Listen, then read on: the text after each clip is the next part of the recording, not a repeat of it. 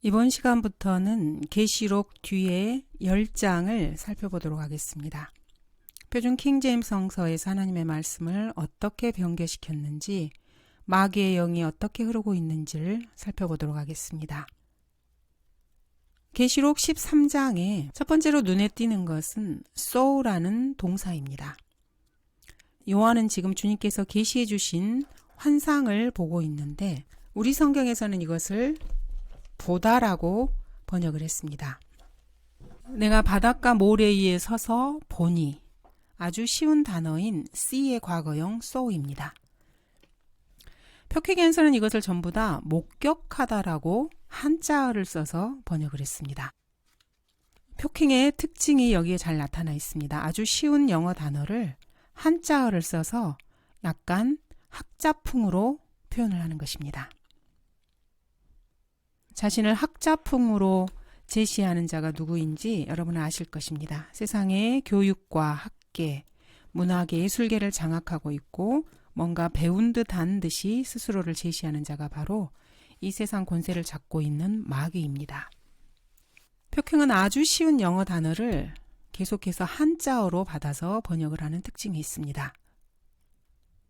쉬운 것을 어렵게 만드는 존재가 누구인지 그리스도인이라면 누구나 다 알고 있습니다. 두 번째로 신성모독이라는 표현이 있습니다. 13장 1절에 보시면은 그 머리들에는 하나님을 모독하는 이름이 있더라. Upon his head the name of blasphemy. 표킹은 이것을 그의 머리들 위에는 신성모독하는 이름이 있었더라. 블래스퍼미를 사전에서 찾으면은 신성모독이라고 나옵니다. 성경에서 신성을 모독한다는 것은 하나님을 모독한다는 뜻입니다. 예수 그리스도께서도 하나님을 모독한다는 죄명으로 십자가에 매달려 돌아가셨습니다. 이러한 표현이 1절, 5절, 6절에서도 계속해서 나옵니다. 그 짐승이 큰 일들과 모독하는 말들을 하는 입을 받았으며 그 짐승이 입을 벌려 하나님을 대적하여 모독하되. 성경에 블래스퍼미가 나왔을 때는 하나님을 모독하는 행위를 말하는 것입니다. 세상에서는 이것을 보통 그냥 신성모독이라고 합니다. 신성을 모독한다 그러면 하나님 외에도 세상에는 수많은 신들이 있습니다. 마귀들도 신들입니다. 천사들도 이 땅에 내려왔을 때 신들이었습니다. 세상에는 신들, 주들, 수많은 잡신들이 있습니다. 마귀들이 있습니다. 블래스퍼미라는 단어는 단순하게 이러한 신들을 모독하는 것이 결코 아닙니다. 사탄에게는 7머리와 10뿔이 있고 거기에 하나님을 모독하는 이름들을 새겨넣은 것입니다. 사탄의 궁극적인 목적은 하나님의 자리를 찬탈하는 것으로 자신이 세상 모든 사람들과 피조물들에게 경배받는 것입니다. 블래스퍼미는 하나님을 모독하는 것이지 결코 잡다한 신들을 모독하는 것이 아닙니다. 하나님을 모독한다라는 단어를 신성모독으로 바꾼 것은 사탄이 하나님께 가지고 있는 증오심을 감추는 것입니다. 세상 잡다한 신들을 모독하는 것이 아니고 전능하시고 우주 만물을 창조하신 하나님을 모독하는 것입니다. 이것을 표킹은 신성모독이라는 표현으로 교묘하게 감추고 있습니다. 계시록 13장 6절에서는 또다시 드웰이라는 단어가 나옵니다. 거하는 것과 기거하는 것은 완전히 다른 것입니다. 그 짐승이 입을 벌려서 하나님을 대적하여 모독하되 그의 이름과 그의 성막과 하늘에 거하는 자들을 모독하더라. 한글 킹제임스 성경에는 이것을 하늘에 거하는 자들이라 그랬는데 표킹은 하늘에 기거하는 자들이라고 했습니다. 정말로 표킹의 번역자는 우리 한국어를 잘 모르는 사람인 것 같습니다. 기거한다는 것은 잠시 잠깐 있는 것을 말합니다. 하늘에 있는 존재들이 잠시 잠깐 거기에 있는 것입니까? 거한다는 표현이 정확한 우리말 표현입니다. 다음으로 13장 7절에 보시면은 모든 족속과 언어와 민족을 다스리는 권세를 받았더라 라는 문장이 있습니다. 영어로는 Power was given him of all kindreds and tongues and nations. 표킹은 이것을 모든 종족들과 어족들과 민족들을 거느리는 권능이 그에게 주어졌더라 라고 번역했습니다. kindred는 종족이 아닙니다. 종이 같은 게 아닙니다.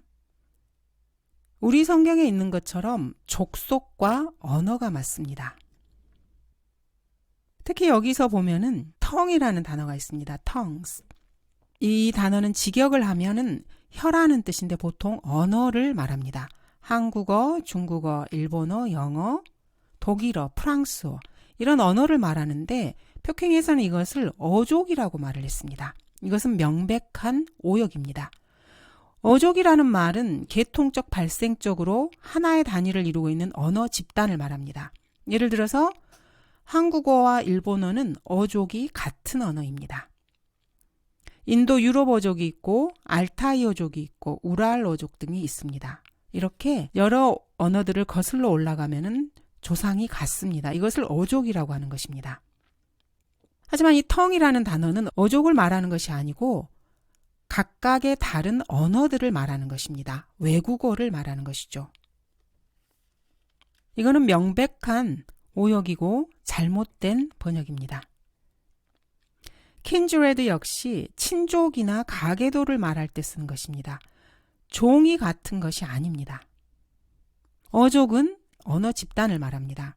그래서 한국어와 일본어는 어족이 같은 언어입니다. 이 tongue을 어족이라고 한 것은 완전히 잘못된 번역입니다. kindred에서도 보면은 이것은 친족이나 가계도를 말하는 것이고 사람의 어떤 친척과 연관된 것을 말하는 것입니다. 그래서 우리 성경에 있는 것처럼 족속이라고 하는 표현이 정확합니다. 족속이라는 말은 같은 문중이나 계통에 속하는 같은 피부치를 말하는 것이고 종족이라는 것은 같은 종류의 생물 전체를 말하는 것입니다. 종이 같다는 말입니다. 정말로 한국어에 개념이 없는 사람이 이 표킹을 번역한 것 같습니다. 그리고 계시록 14장 19절에서 아주 재미있는 표현이 하나 나옵니다. 이 표킹에서 참 번역을 너무나 재밌게 해놨더라고요. 먼저 우리 성경부터 읽겠습니다. 그러므로 그 천사가 낫을 땅에 대어 땅에 포도송이를 거두어서 하나님의 진노의 큰 포도즙 틀에 던져 넣으니라. 낫을 대어서 땅에 포도송이를 거두어 하나님의 진노의 큰 포도즙 틀에 던져 넣는 내용입니다. 표킹에서는 이것을 너무 재밌게 번역을 해놨습니다. 땅에 그의 낫을 찔러 넣었고 땅에 포도나무를 모았으니 그것을 하나님의 진노의 거대한 포도즙 틀 속에 던졌더라. 하나님의 진노의 큰 포도즙 틀에 포도송이를 던진 것이 아니고 땅에 포도나무를 던진 것입니다. 바인이라는 포도나무라는 것을 진노의 포도즙 틀에 넣었다는 것입니다. 그래서 하나님께서 포도송이를 밟는 것이 아니고 포도나무를 짓밟는 것입니다. 자, 그러면 포도나무의 뾰족한 나무 가지들이 예수 그리스도의 발을 찌르게 됩니다. 하나님을 우스갯거리로 만드는 그런 성서입니다. 이거를 보면은 참으로 하나님께 아주 소심하게 복수하고 싶어하는 사탄의 마음을 여기서 볼 수 있습니다. 상식적으로 봤을 때 포도를 수확하고 포도즙 틀에 포도나무를 통째로 넣는 농부가 있습니까? 하나님이 세상 농부만 또 못해서 진노의 포도즙 틀에 포도나무를 집어넣는 것입니까? 하나님을 세상 농부보다도 못한 어리석은 자로 지금 이 표킹은 표현하고 있습니다. 그래서 하나님을 뒤에서 비웃고 있는 것입니다. 하나님을 조롱하는 마귀의 모습이 이 성경에서 보입니다. 사탄이 아주 소심하게 복수를 하고 있습니다. 포도나무의 나뭇가지로 예수 그리스도의 발을 찌르고 싶은 것 같습니다. 십자가에 달리신 예수 그리스도를 조롱하는 마귀의 모습이 이 표킹에서 보입니다. 이런 우스꽝스러운 하나님을 만들어서 조롱을 하는 것이 바로 사탄입니다. 영어 바인이라는 표현은 포도나무도 되고 포도 덩굴도 됩니다. 헬라어로는 이것이 엠펠로스인데 영의 성구 사전에 보면은 이것을 바인 프루시라고 나옵니다. 포도 송이입니다. 포도 열매, 즉 포도 송이를 말하는 것입니다. 18절에 보면은 천사가 나와서 너의 예리한 낯을 대어 땅에 포도송이를 거두라.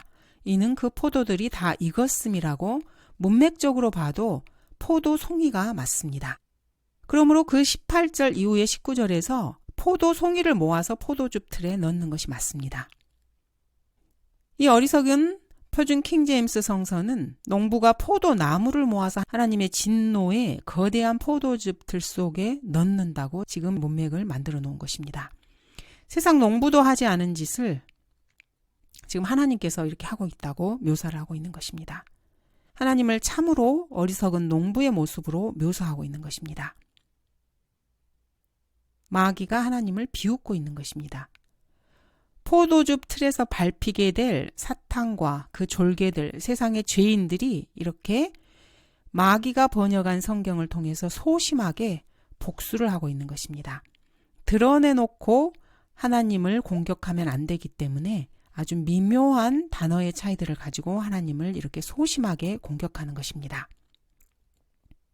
포도나무 전체를 진노의 포도즙 틀 속에 넣어서 이 나뭇가지로 예수 그리스도의 발을 찌르고 싶은가 봅니다.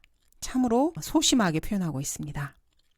대놓고 대적하지 못하기 때문에 그래서 마귀의 영으로 인도받는 번역자 뒤에 숨어서 하나님을 조롱하는 것입니다.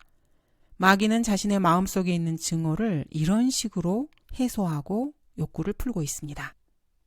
하나님께서 보존하신 한글 킹제임스 성경을 공부하고 묵상하게 되면 하나님의 마음을 보게 됩니다. 마귀의 영이 충동질에서 만들어진 부패한 성서들을 보게 되면은 단어들을 비교하고 연구해 보면 거기에서는 마귀의 마음이 보입니다. 이것은 결코 농담이 아닙니다. 그래서 마귀가 무슨 생각을 가지고 있고 하나님을 어떤 식으로 공격하는지 부패한 성서들을 살펴봄으로써 볼 수 있는 것입니다. 감사합니다.